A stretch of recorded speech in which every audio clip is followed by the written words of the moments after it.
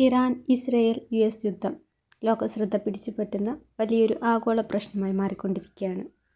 Iran Israel സംഘർഷം പുതിയൊരു സംഭവമല്ല. വർഷങ്ങളായി വളർന്നുവന്ന രാഷ്ട്രീയ, മതപരമായ, സൈനികപരമായ വൈരാഗ്യത്തിൻ്റെ ഫലമായുണ്ടായതാണ്.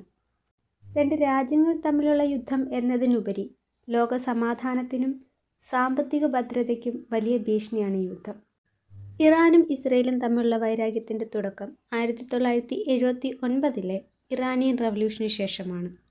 ഈ വിപ്ലവത്തിനു ശേഷം ഇറാൻ തൻ്റെ വിദേശ നയത്തിൽ വലിയ മാറ്റങ്ങൾ വരുത്തി. ഇസ്രയേലിനെ ഒരു ശത്രുരാജ്യമായി പ്രഖ്യാപിക്കുകയും ചെയ്തു. ഇസ്രയേൽ തൻ്റെ സുരക്ഷയ്ക്ക് മുൻഗണന നൽകി ഇറാൻ്റെ സൈനികവും ആണവപരവുമായ വളർച്ച ഭീഷണിയായി കാണാൻ തുടങ്ങി. ഇതോടെ പരസ്പര അവിശ്വാസം വളരുകയും പലപ്പോഴും പരോക്ഷമായുള്ള യുദ്ധത്തിൽ ഏർപ്പെടുകയുമുണ്ടായി. ഈ അടുത്ത കാലഘട്ടത്തിൽ ഈ സംഘർഷം കൂടുതൽ രൂക്ഷമാവുകയും ഇസ്രായേൽ ഇറാൻ്റെ സൈനിക കേന്ദ്രങ്ങളെയും ആണവ സൗകര്യങ്ങളെയും ലക്ഷ്യമിട്ട് ആക്രമണം നടത്തുകയും ചെയ്തു.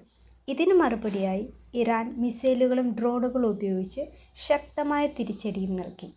ഇതോടെ പണ്ട് പരോക്ഷമായിരുന്ന യുദ്ധം അല്ലെങ്കിൽ സംഘർഷങ്ങൾ ഇപ്പോൾ പ്രത്യക്ഷമാകുന്നത് കൂടുതൽ ആശങ്കയുണ്ടാക്കി. തുടരെയുള്ള അക്രമങ്ങളും പ്രതിരോധങ്ങളും ഇരു രാജ്യങ്ങളുടെയും സ്ഥിതി വളരെ മോശമാക്കി. നഗരങ്ങളെ ലക്ഷ്യമാക്കുന്ന ദൂരപരിധി കൂടിയ മിസൈലുകൾ, കൃത്യമായ ആക്രമണം ഉറപ്പു നൽകുന്ന ഡ്രോണുകൾ, സൈബർ ആക്രമണങ്ങൾ ഇതെല്ലാം ഈ യുദ്ധത്തിൻ്റെ ഭാഗമാകുന്നു. എല്ലാത്തിനുമുപരി ആണവായുധങ്ങൾ ഉപയോഗിക്കപ്പെടുമോ എന്നതും ലോകം ആശങ്കയോടെ കാണുന്നു. ഈ അവസരത്തിൽ ഇസ്രയേലിന് അനുഭാവം പ്രകടിപ്പിച്ചുകൊണ്ടുള്ള അമേരിക്കയുടെ കടന്നുവരവ് സ്ഥിതി കൂടുതൽ മോശമാക്കുന്നു. സൈനികപരവും സാമ്പത്തികപരവുമായ സഹായത്തിന് പുറമെ രഹസ്യവിവരങ്ങൾ ചോർത്താനുള്ള ഇൻ്റലിജൻസ് സാങ്കേതിക വിദ്യയും അമേരിക്ക ഇസ്രയേലിന് ഉറപ്പു നൽകുന്നു.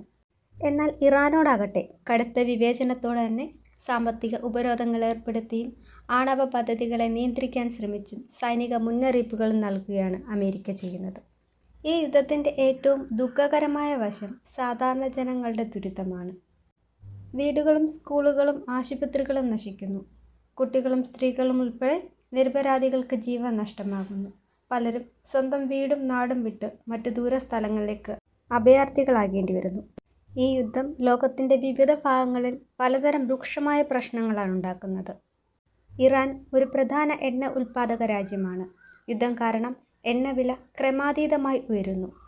ഇത് ഇന്ത്യ പോലുള്ള രാജ്യങ്ങളുടെ സാമ്പത്തിക ഭദ്രതയെ ബാധിക്കുന്നു. യുദ്ധം കാരണം വിമാന സർവീസുകൾ റദ്ദാക്കുകയും വ്യാപാര മാർഗങ്ങൾ തടസ്സപ്പെടുകയും ചെയ്യുന്നു. ഇതോടെ ആഗോള വ്യാപാരം വളരെ മന്ദഗതിയിലാകുന്നു.